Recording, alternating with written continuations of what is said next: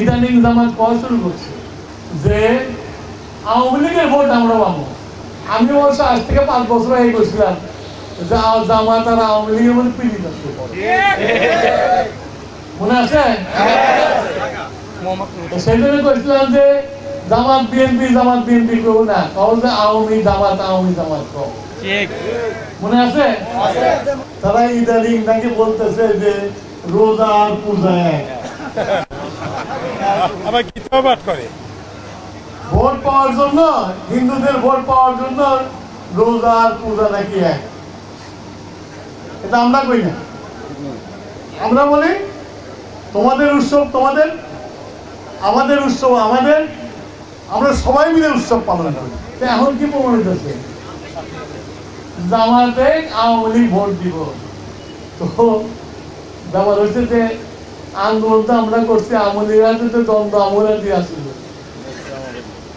মরছে আমাদের লোক, জেলে গেছে আমাদের লোক, এই 5 তারিখেও তো আমাদের লোক মরছে 5 জন,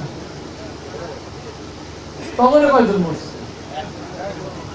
এখন ভালো ভালো কথা বলতেছে। আমি মনে করি না যে আওয়ামী লীগ এত ব্যাগ্র জামাতে ভোট দিয়ে অগরে 5 টক ঝুলাইছে, এগরে জামাতে কয়টুক ঝুলাইবো জানি না। মুক্তিযুদ্ধের সময় তোমরা বিরোধিতা করলে,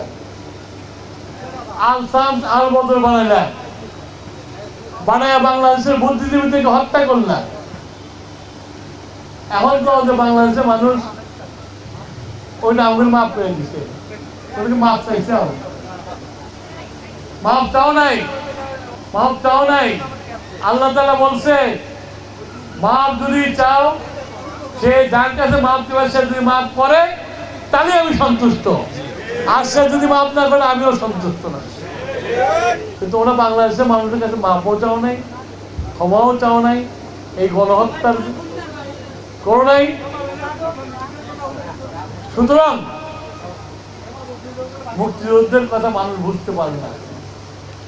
মুক্তিযুদ্ধের জন্যই বাংলাদেশের মানচিত্র হয়েছে, মুক্তিযুদ্ধের জন্যই আমরা একটা পতাকা পাইছি, মুক্তিযুদ্ধের জন্যই আজকে বাংলাদেশ বলে একটা দেশ, সেখানে আমরা রাজনীতি